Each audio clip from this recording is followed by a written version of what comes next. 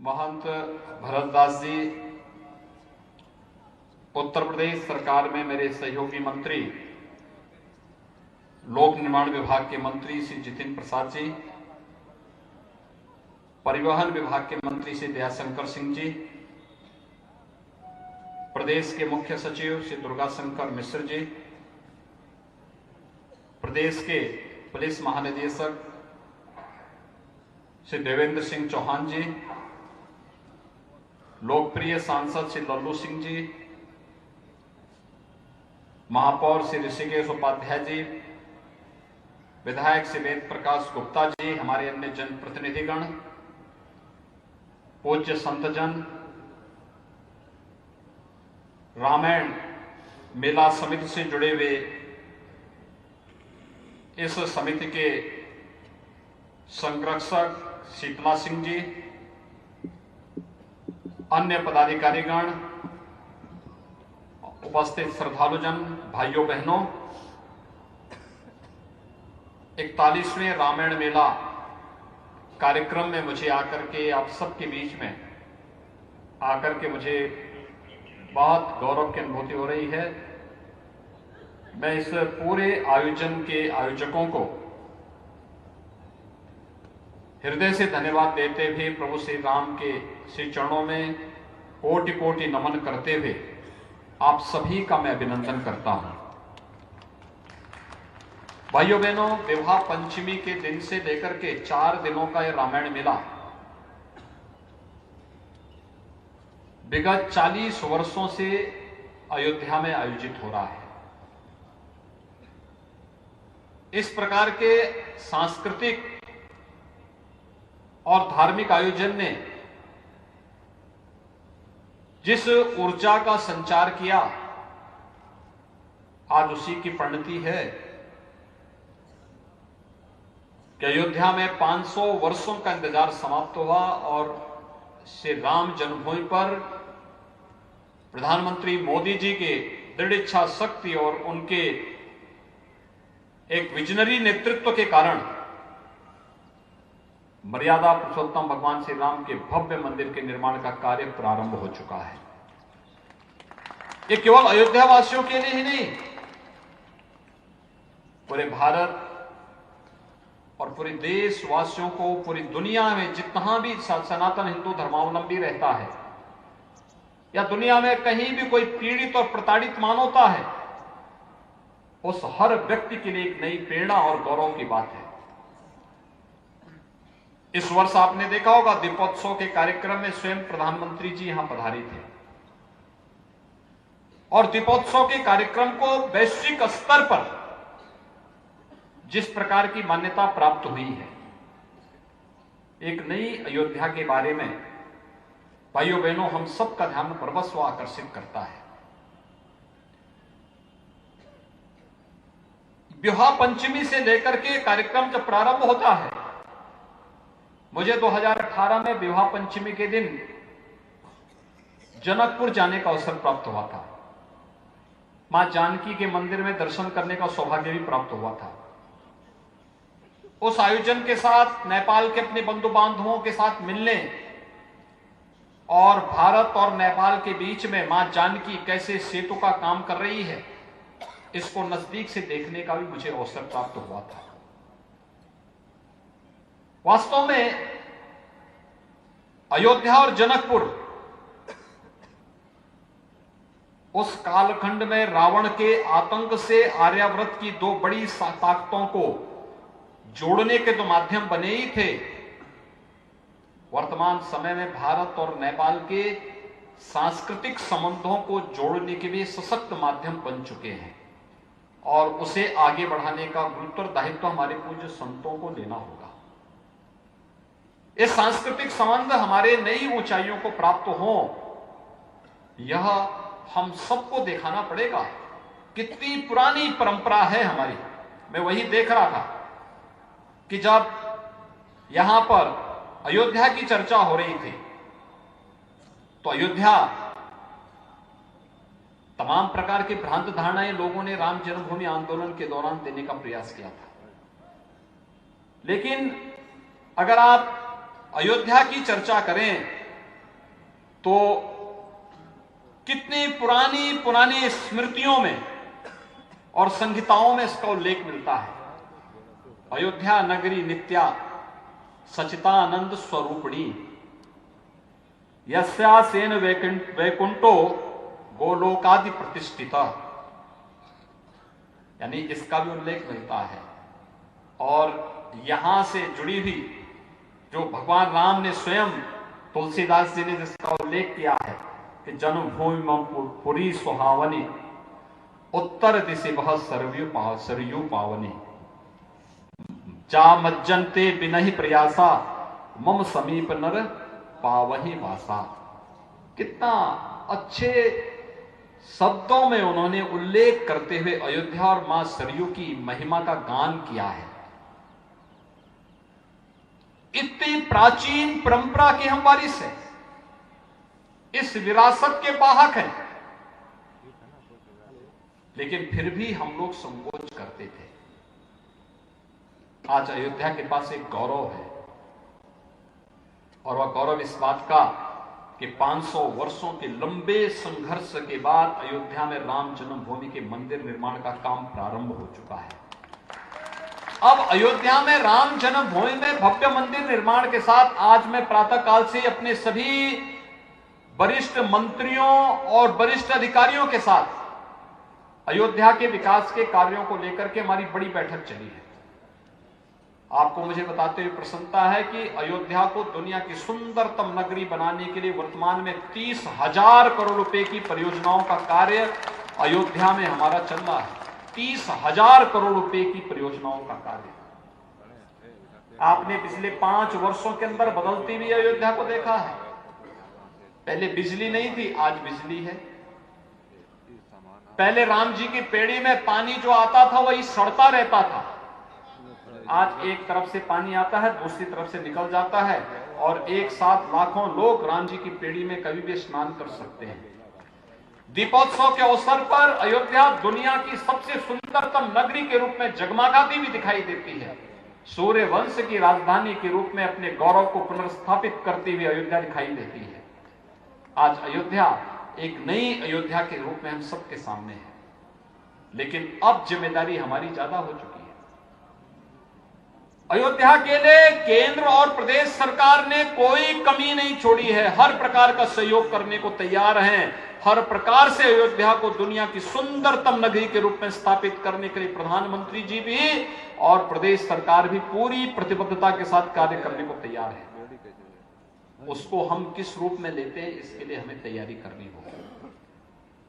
अयोध्या जो रामायण में, रामचरितमानस में, हमारे पवित्र धार्मिक ग्रंथों में अयोध्या की चर्चा जिस रूप में है, अयोध्या का महिमा गान जिस रूप में है, उसी रूप में उसे आगे बढ़ाने के लिए हम सबको पूरी ईमानदारी के साथ लगना होगा। सरकारें सहयोग कर सकती है, पैसा दे सकती है, लेकिन वो पैसा समय पे खर्च हो और सब जगह खर्च हो, समान रूप से खर्च हो, उसका दुरुपयोग भी ना हो लेकिन अभाव भी ना हो, यह देखना। दूसरा जो कार्य हो जाए उसका संरक्षण करना, कोई उसको नुकसान भी ना पहुंचाने पाए, कोई उसको कहीं भी क्षति ना पहुंचाने पाए, कोई उसको किसी भी प्रकार से अपवित्र न करने पाए, यह देखने का कार्य। सरकार अगर कार्य कर रही है तो हमारे स्तर पर भी कुछ प्रयास हो सकते हैं, उस प्रयास में हम कहां योगदान दे सकते हैं, यह भी देखना। एक एक कार्य के साथ अगर हम सब जुड़ जाएंगे तो कोई कारण नहीं कि अयोध्या को हम दुनिया की सबसे सुंदरतम नगरी के रूप में स्थापित न कर दें। और यह कार्य अगले 2 वर्ष के अंदर अंदर पूरा होना है, अगले 2 वर्ष के अंदर अंदर पूरा होना है। अयोध्या में वायु सेवा की शुरू होने जा रही है यात्रा, एयरपोर्ट बनने जा रहा है, दुनिया के किसी भी क्षेत्र को जोड़ने के लिए एक माध्यम हमारे पास मिलेगा। अयोध्या की चारों ओर की कनेक्टिविटी हम जो दे रहे हैं वह 4 लेन और 8 लेन की सड़कों से दे रहे हैं। अयोध्या के अंदर की सड़कों के चौड़ीकरण के कार्य को करेंगे, एक एक व्यक्ति का पुनर्वास भी करेंगे, मठ मंदिरों के सुंदरीकरण के कार्यक्रम को ध्यान में उसको आगे बढ़ाएंगे, कुंडों का पुनरुद्धार करेंगे। कुछ कार्य हो चुके हैं, कुछ कार्य होने जा रहे हैं, लेकिन इसके लिए हमें भी तैयार होना होगा। और हम सब हाथ पे हाथ धरे रह करके बैठ नहीं सकते। अयोध्या के प्रति हमारी कोई जिम्मेदारी तो है, और उस जिम्मेदारी को ध्यान में रखते हुए हम सब इस कार्यक्रम को आगे बढ़ाएंगे। भाइयों बहनों, अयोध्या का अपना महात्म्य है, और अगर आप पूरी रामायण को देखेंगे, भारत का एक ऐसा पवित्र धर्म ग्रंथ है जिसमें मनुष्य के कल्याण का नहीं बल्कि जीव मात्र के कल्याण का, इस सृष्टि के चराचर जगत के कल्याण का मार्ग निहित होता है। कैसे वहां पर एक एक दृश्य को अपने अद्भुत शैली से महर्षि वाल्मीकि ने और गोस्वामी तुलसीदास जी ने किस रूप में,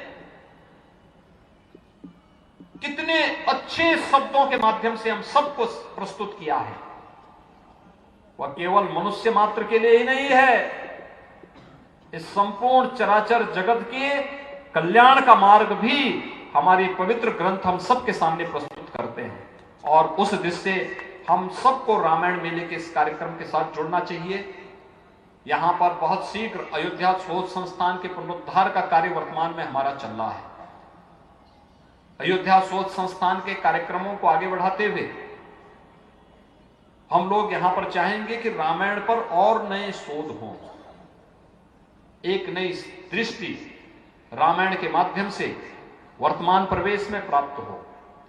अयोध्या के विकास के साथ पंचकोशी परिक्रमा, 14 कोशी परिक्रमा, 84 कोशी परिक्रमा के साथ रामायण कालीन उसी वनस्पति को हम लगाने की कार्रवाई के साथ जोड़ें कि कोई भी व्यक्ति पंचकोशी की परिक्रमा करे तो उसे भगवान श्री राम के 14 वर्षों के वनवास के दिनों के उन संघर्षों की याद उसे ताजा हो जाए।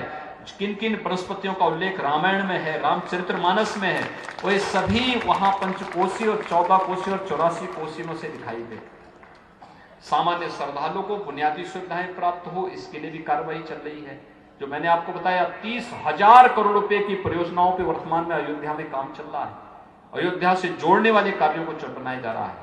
एयरपोर्ट, सड़क की कनेक्टिविटी, रेलवे की कनेक्टिविटी, और कुछ समय के बाद तो हम लोग ये भी व्यवस्था करने जा रहे हैं कि अयोध्या को हम जल मार्ग से भी जोड़ने जा रहे हैं। पवित्र सरयू नदी में जल यातायात की सुविधा हो और अयोध्या को एक्सपोर्ट के एक हब के रूप में भी विकसित किया जाए। ये था पहले अयोध्या में।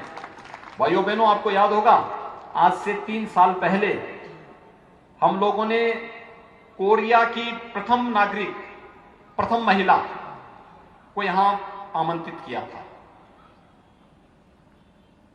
कोरिया ने यहां पर एक मेमोरियल बनाया है अपनी महारानी के नाम पर। वहां पर वे जानी जाती है क्वीन हो के नाम पे। उनका वास्तविक नाम अयोध्या की दृष्टि से था और राजकुमारी रत्ना था। 2000 वर्ष पहले अयोध्या की राजकुमारी दक्षिण कोरिया गई थी। वहां के राजा, वहां के राजकुमार से उनकी शादी हो गई थी, और वहां का जो किम राजवंश है वह उसी परंपरा को आगे बढ़ाता है। कोरिया अपना संबंध अयोध्या के साथ जोड़ता है, गौरव की अनुभूति करता है, और यह मान्यता है कि राजकुमारी रत्ना यहां से जल मार्ग से ही होते हुए गई थी। सरयू जी में तब भी वेग था, आज भी पर्याप्त मात्रा में जल प्रवाह यहां पर होता है। इसको भी हम लोग आगे बढ़ाने की कार्रवाई कर रहे हैं। दुनिया के अंदर आप कहीं चले जाइए, आप रामायण यहां पे दीपोत्सव के कार्यक्रम के अवसर पर देखते होंगे, कई देशों की रामलीलाएं आती हैं। थाईलैंड की, लाओस की, इंडोनेशिया की रामलीला तो जग प्रसिद्ध है, रूस की, ताइवान की, श्रीलंका की, नेपाल की, भूटान की, दुनिया के तमाम देशों की रामलीलाओं को हम बुलाते हैं। यहां पे मंचन होता है, देर रात्रि तक ये मंचन के कार्यक्रम चलते हैं। राम की संस्कृति दुनिया के अंदर जहां कहीं भी गई, मानवता के कल्याण का मार्ग प्रशस्त करती है। प्रभु श्री राम का नाम ही अपने आप में एक मंत्र है। उस मंत्र को जिस रूप में जो व्यक्ति लेगा उसको उस प्रकार का फल भी प्राप्त हो जाएगा। और भाइयों बहनों, आपने देखा होगा श्री राम जन्मभूमि पे सत्ताधारी कुछ भी दावा करते रहे हों, लेकिन भगवान राम ने जब चाहा तो अयोध्या में लाखों कार सेवक आ जाते थे, अपना काम करके फिर निकल जाते थे। जो लोग उस समय धमकी देते थे,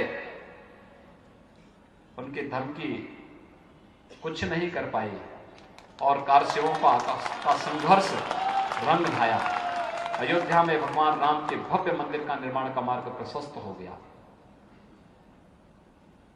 इससे बड़ी गौरव की बात क्या हो सकती है? जो लोगों के लिए असंभव था, भगवान श्री राम ने प्रधानमंत्री मोदी जी के कर कमलों से उस कार्य को संभव बना दिया है। और इसलिए भाइयों बहनों, अब हमारी जिम्मेदारी है अयोध्या को सजाने, संवारने और रामायण की इस परंपरा को अनवरत रूप से आगे बढ़ाने की। उस पूरी पवित्र परंपरा के साथ हम सब जुड़ेंगे, इस विश्वास के साथ 41वें रामायण मेले के कार्यक्रम को आगे बढ़ाने, इसको और अच्छे ढंग से कैसे हम आगे बढ़ा सकते हैं। यह विवाह पंचमी के अवसर पर ही होना है, दीपोत्सव के अवसर पर होना है, कैसे कार्यक्रम होने हैं, इस कार्यक्रम के साथ एक बार विचार करके इस कार्यक्रम को हमें आगे बढ़ाना चाहिए, भव्यता के साथ आगे बढ़ाना चाहिए। वैश्विक स्तर पर इसमें संगोष्ठी होनी चाहिए, रामायण पर शोध के कार्यक्रम होने चाहिए। उस समय की वनस्पति, उस समय के जुड़े हुए अगर कुछ भी ऐसे प्रमाण हमें प्राप्त होते हैं तो उसके यहाँ पर शोध संस्थान में लाना, यहाँ के म्यूजियम में उसे स्थान देना और फिर इन कार्यक्रमों को आगे बढ़ाने के साथ ही स्कॉलरशिप देने की एक व्यवस्था को भी हमें आगे बढ़ाना पड़ेगा। विभिन्न प्रकार के जो लोग हमारे कथाव्यास हैं, रामायण के मर्मज्ञ हैं, उनकी गोष्ठी करवाना, 1-1 घंटे 2-2 घंटे के उनके प्रवचन करना, किसी एक विषय को लेकर के कि भाई मनुष्य से इतर कौन ऐसे लोग हैं जो रामायण के पूरे पृष्ठभूमि के साथ जुड़े हुए हैं। जटायु भी तो उसमें है, बानर और भालू भी तो उसमें है, तमाम अन्य ऐसे ऐसे इस सृष्टि के जुड़े हुए सभी, यानी अन्य लोकों से जुड़े हुए वे देव भी हैं, यक्ष भी हैं, गंधर्व भी हैं, जिनका प्रत्यक्ष और प्रत्यक्ष रूप से भूमिका इस पूरे अभियान के साथ हमें दिखाई देती है। इन सब पर मंथन करने की आवश्यकता है, उस कार्यक्रम को आगे बढ़ाने की आवश्यकता है, गंभीर चिंतन को आगे बढ़ाने की आवश्यकता है और दुनिया के आकर्षण का केंद्र इस रामायण मेले को बनाने की आवश्यकता है। सरकारें, केंद्र और राज्य सरकार इसमें भरपूर सहयोग करने को तैयार हैं, इसमें कहीं कोई धन की कमी नहीं आने वाली है, लेकिन उसके संयोजन को हम कैसे आगे बढ़ा सकते हैं ये हमारे ऊपर निर्भर करेगा। इस पूरे आयोजन के प्रति मेरी शुभकामनाएं हैं। विवाह पंचमी का कार्यक्रम भगवान राम और मां जानकी के विवाह के शुभ मुहूर्त के कार्यक्रम को हम सब बड़ी पवित्र भाव के साथ देखते हैं। हजारों वर्षों की विरासत हमारे साथ में है, उस विरासत पर हम सबको गौरव की अनुभूति करनी चाहिए। मैं इस अवसर पर एक बार फिर से मर्यादा पुरुषोत्तम भगवान श्री राम के श्री चरणों में, मां जानकी के श्री चरणों में कोटि कोटि नमन करते हुए इस पूरे आयोजन के अध्यक्ष श्री राम जन्मभूमि तीर्थ क्षेत्र ट्रस्ट के अध्यक्ष पूज्य महंत नृत्य गोपाल दास जी महाराज को उनके स्वस्थ और दीर्घ जीवन की कामना करता हूं। एक लंबे समय तक उनका सानिध्य हम सबको प्राप्त हो, अयोध्या वासियों को प्राप्त हो, सनातन हिंदू धर्मावलंबियों को प्राप्त हो, इस विश्वास के साथ आप सभी के प्रति मैं अपनी शुभकामनाएं देता हूं। धन्यवाद। जय जय श्री राम।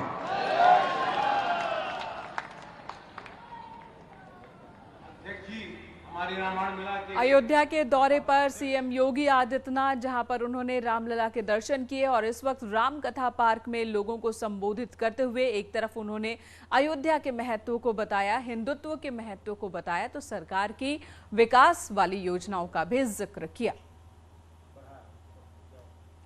बस्ती में बीजेपी सांसद हरीश द्विवेदी के खिलाफ हिट एंड रन का मुकदमा दर्ज हुआ है। दरअसल शनिवार को सांसद के काफिले की गाड़ी की टक्कर से एक 9 साल के बच्चे की मौत हो गई थी। बताया जा रहा है कि टक्कर के बाद भी सांसद ने अपने काफिले को रोका नहीं। बच्चा स्कूल से पढ़कर लौट रहा था। यह हादसा सीसीटीवी में भी रिकॉर्ड हुआ है और इस मामले में बच्चे के परिजनों ने सांसद के खिलाफ केस दर्ज करवाया है।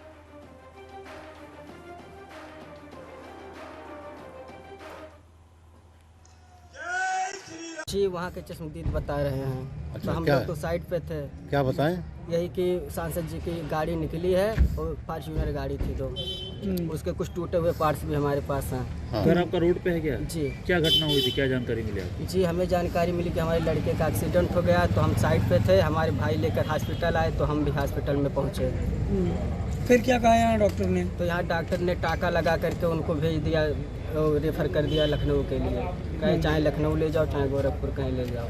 एक बालक जिसका उम्र 9 वर्ष था, वह स्कूल से छूटने के उपरांत घर को जा रहा था। इस दौरान उसका एक्सीडेंट एक वाहन से हो गया और एक्सीडेंट के उपरांत बालक को जिला अस्पताल लाया गया, जहां से उसको हायर सेंटर लखनऊ के लिए रेफर कर दिया गया था।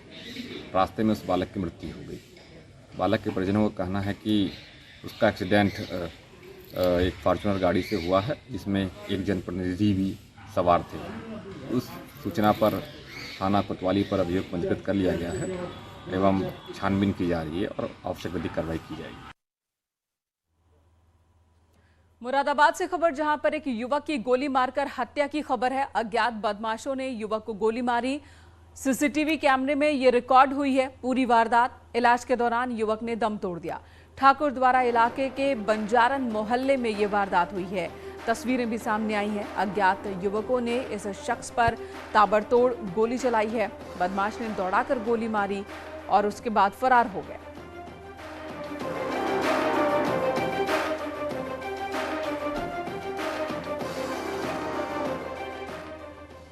उधर मिर्जापुर में एक नाबालिग लड़की की हत्या का सनसनीखेज मामला सामने आया। घर से गायब लड़की का शव उसके घर के पास ही मिला है, पहाड़ी से मिला है।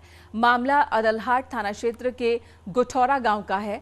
कुकुहीपुर पहाड़ के खदान में लड़की का शव मिला। लड़की की धारदार हथियार से हत्या की गई है।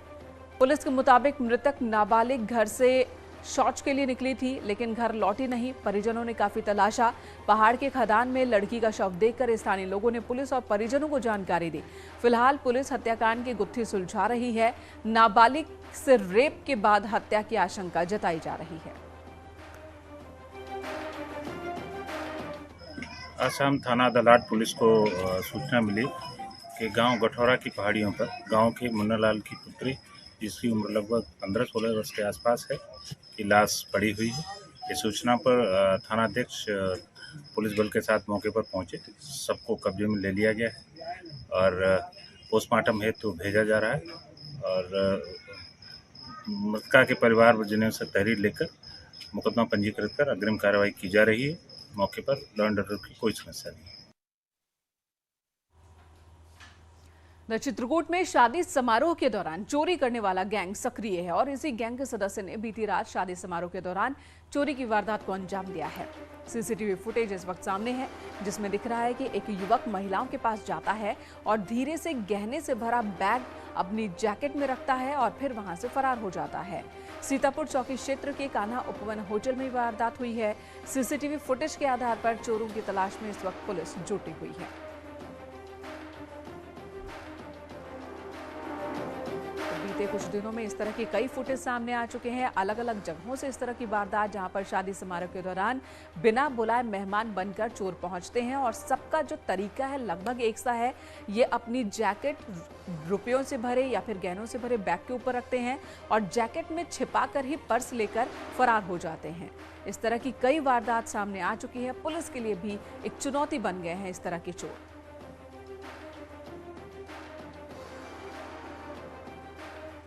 26 नवंबर 2022 की देर रात्रि में कोतवाली करवी के चौकी सीतापुर अंतर्गत मैरिज हॉल में नकदी तथा गहनों से भरा बैग की चोरी होने की सूचना मिली थी।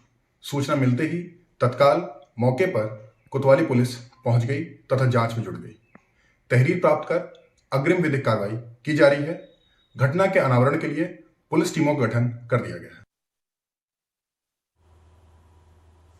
इधर सीतापुर में एक नाबालिग को चोरी करने पर दुकान मालिक की ओर से तालिबानी सजा ली गई। दुकान मालिक ने पहले जंजीर से बांधा, फिर ताला लगा दिया। सूचना पर पहुंची पुलिस आरोपी को अपने साथ ले गई। सिधौली कस्बे का ये मामला है, जहां एक नाबालिग चोर उसे पकड़ा गया, फिर पुलिस को सुपुर्द कर दिया गया।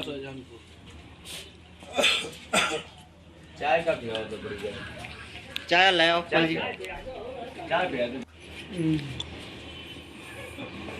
तो कहाँ पे रहा? उधर जौनपुर में बारात के दौरान बवाल हो गया। मामूली सी बात पर विवाद की शुरुआत हुई थी और दो पक्षों के बीच बवाल हुआ है, जमकर बवाल हुआ। कार और डीजे गाड़ी की टक्कर के बाद तोड़फोड़ भी हुई है। दबंगों ने बारात की कई गाड़ियों में तोड़फोड़ की है। जफराबाद इलाके के वसीरपुर गांव का ये मामला। इस वक्त पुलिस भी मामले की जांच पड़ताल में जुटी हुई है कि किसकी तरफ से लड़ाई की शुरुआत की गई थी।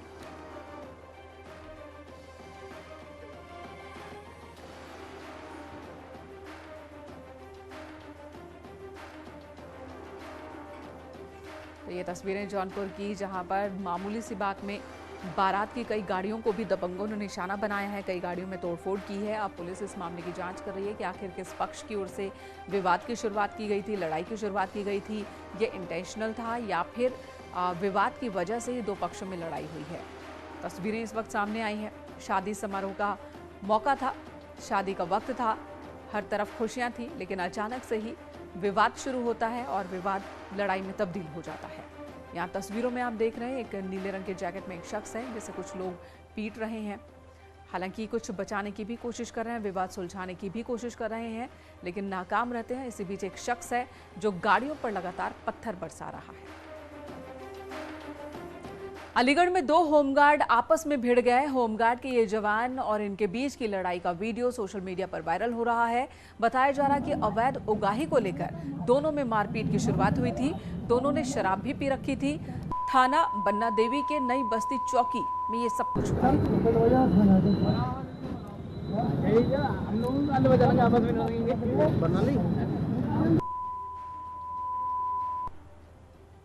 पर सिविल लाइन क्षेत्र में बीएससी की एक छात्रा ने फांसी लगाकर खुदकुशी कर ली है। बीएससी नर्सिंग की ये छात्रा है और छात्रा का शव पंखे से लटका हुआ मिला। मौके पर पहुंची पुलिस ने शव को कब्जे में लेकर पोस्टमार्टम के लिए भेजा। छात्रा की आत्महत्या करने के कारण के बारे में अभी स्पष्ट तौर पर कुछ भी खबर नहीं है। पुलिस मामले की जांच में जुटी है। छात्रा का नाम शिल्पी कुशवाहा एक निजी कॉलेज से बीएससी नर्सिंग की पढ़ाई कर रही थी।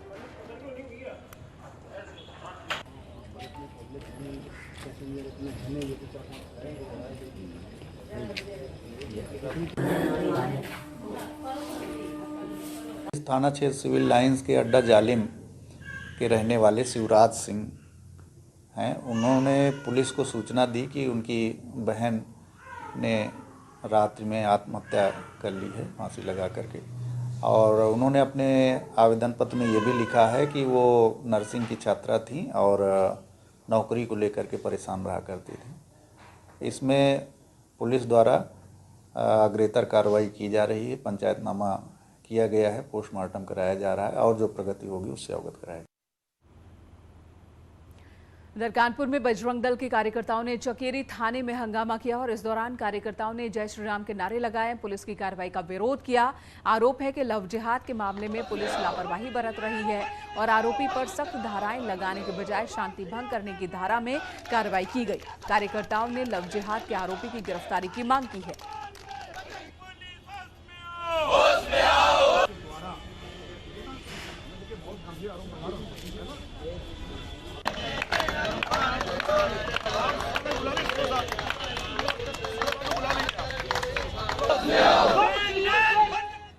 शाहजहांपुर पुलिस ने जुए के खिलाफ अभियान चलाते हुए 21 जुआरियों को गिरफ्तार किया है और ये सभी सार्वजनिक जगहों पर जुआ खेलते पकड़े गए।